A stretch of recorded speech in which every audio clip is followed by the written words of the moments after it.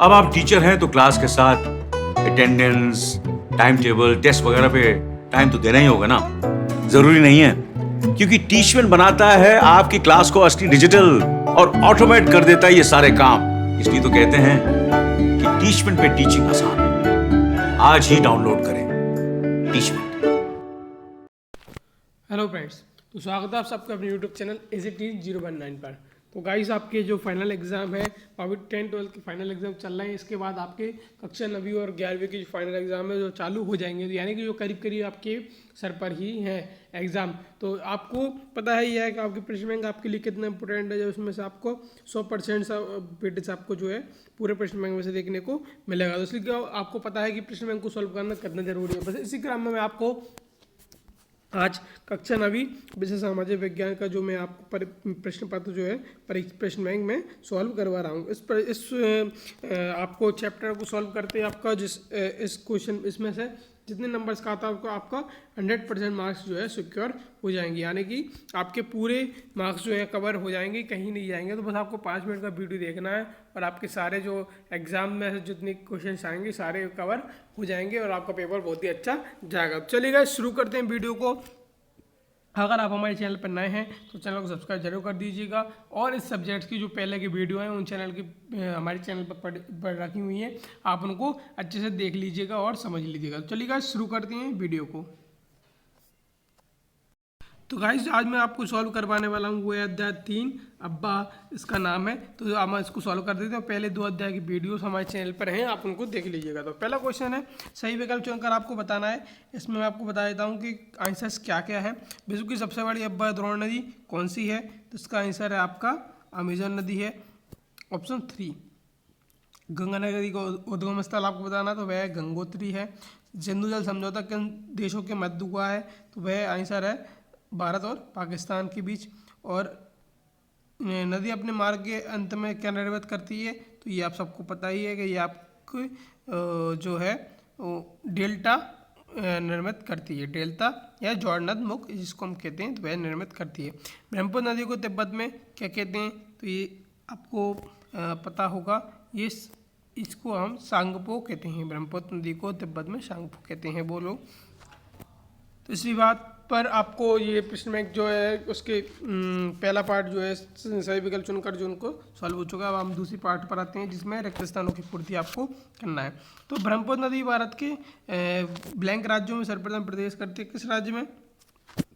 तो इसमें आ जाएगा आपका अरुणाचल प्रदेश। इसका आंसर है आपका अरुणाचल प्रदेश। प्रायद्वीपीय भारत की सबसे बड़ी नदी कौन सी है? ये आपको पता है कि इसका आंसर है नर्मदा। प्रायद्वीपीय भारत में सबसे बड़ी नदी कौन सी है? नर्मदा नदी है। भारत का सबसे ऊंचा जलप्रपात कहाँ है? तो वह है जोंग है।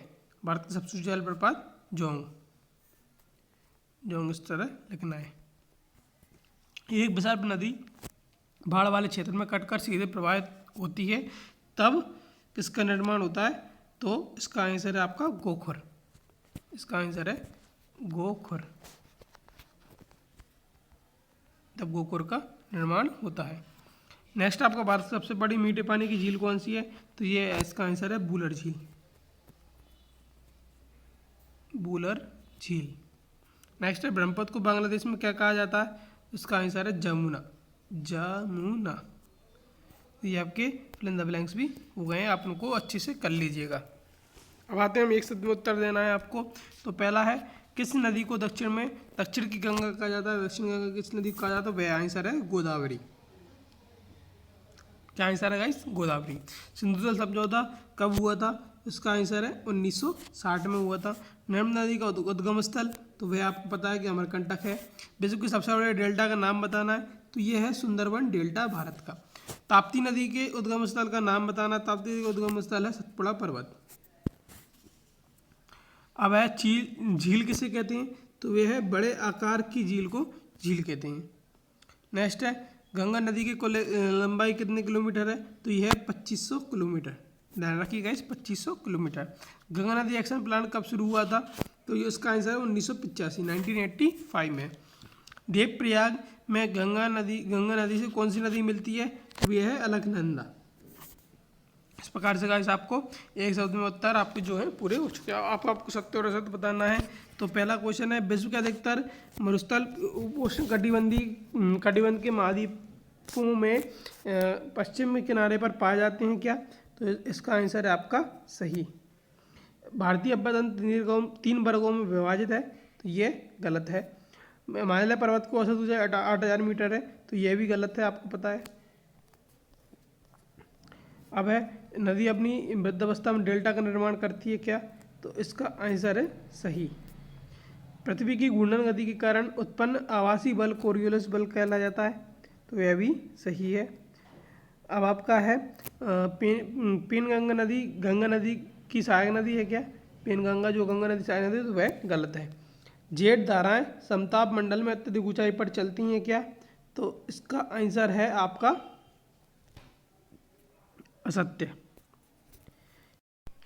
अब आते हैं आपकी सही जोड़ियों पर। तो इसके आंसर आपको मैं बता देता हूँ कि हिमालय इसका आंसर क्या है। तो मैं इसको आप स्क्रीनशॉट ले लीजिएगा, मैं इसको करेक्ट कर देता हूँ। तो हिमालय इसका आंसर है सिंधु गंगा नदी और ब्रह्मपुत्र नदी यहाँ से निकलती हैं, तो इसका आंसर ये है गंगा। इसका आंसर है भागीरथी गंगोत्री। सिंधु जल समझौता, तो ये इसका सन बताना या कब हुआ था? ये 1960 में हुआ था, ये क्वेश्चन आ चुका है पहले भी।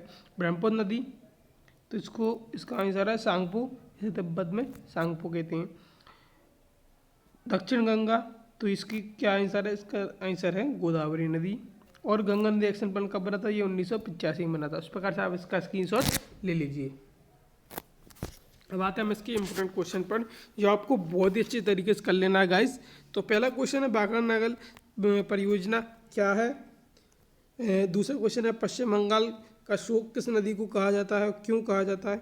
और नमामि गंगे परियोजना को समझाना है आपको। तो ये गाइस बहुत इंपॉर्टेंट क्वेश्चन है, क्योंकि अभी बहुत इसमें चर्चा चल रही है। तो एस्चुरी और डेल्टा में क्या अंतर है, ये आपको बताना है। गंगा अब्बादन की 2 नदियों को समझाना है। नमामि देवी नर्मदा परियोजना, ये भी बहुत इंपॉर्टेंट है, आपको अच्छे से कर लेना है। कावेरी द्रोणी को समझाना है आपको। शिव समुद्रम क्या है, वह भी समझाना है। झील किसे कहते हैं, उदाहरण से आपको लिखना है। पृथ्वी का 71% भाग जल से आच्छादित है, किंतु जल संकट क्यों उत्पन्न होता है? तो ये आपको इसका रीजन बताना है।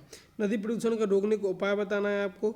सिंधु नदी तंत्र को समझाना है और झीलों के महत्व को समझाना है।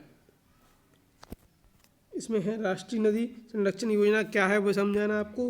हिमालय तथा प्रायद्वीपीय नदियों की तुलना कीजिए, नदी प्रदूषण रोकने के उपाय लिखना है आपको।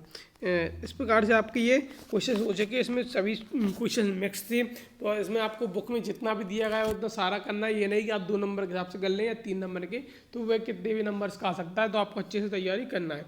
तो चलिए गाइस, मिलते हैं नेक्स्ट वीडियो में। तब तक आप हमारे चैनल से बने रहिए और बेल आइकन जरूर दबा दीजिएगा, तो आपको हमारी वीडियो का नोटिफिकेशन जो है मिल जाया करेगा। और आपको टेंशन लेने की बिल्कुल ज़रूरत नहीं, हम आपकी पूरी तैयारी करवा देंगे, जिससे आपके एग्जाम में पूरे फुल नंबर आएंगे। तो आपको बस हमारे चैनल से जुड़े रहना है। तो चलिए मिलते हैं नेक्स्ट वीडियो में, तब तक के लिए bye bye and take care.